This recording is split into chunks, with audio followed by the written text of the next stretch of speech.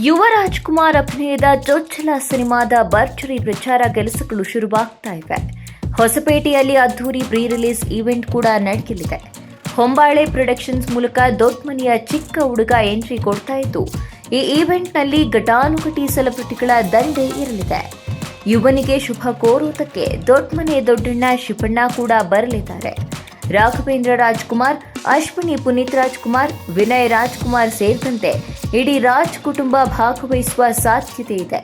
ಜೊತೆಗೆ ಸ್ಯಾಂಡಲ್ವುಡ್ನ ಸ್ಟಾರ್ ಕಲಾವಿದರು ಇವನಿಗೆ ಸಾಥ್ ಕೊಡಲಿದ್ದಾರೆ. ಈ ಅದ್ದೂರಿ ಕಾರ್ಯಕ್ರಮ ಪುನೀತ್ ರಾಜ್ಕುಮಾರ್ ಅವರ ಹುಟ್ಟುಹಬ್ಬದ ದಿನವೇ ನಡೆಯಬೇಕು ಅನ್ನೋದು ಹೊಸಪೇಟೆ ಅಭಿಮಾನಿಗಳ ಬೇಡಿಕೆಯಾಗಿತ್ತು. ಆದರೆ ಮೂಲಗಳ ಪ್ರಕಾರ ಮಾರ್ಚ್ 24ರ ಶನಿವಾರ ಸಂಜೆ ಈ ಈವೆಂಟ್ ನಡೆಯಲಿದೆ. ಚಿಕ್ಕಪ್ಪನ ಆಶೀರ್ವಾದದೊಂದಿಗೆ ಯುವ ಗ್ರ್ಯಾಂಡ್ ಎಂಟ್ರಿ ಕೊಡಲಿದ್ದಾರೆ.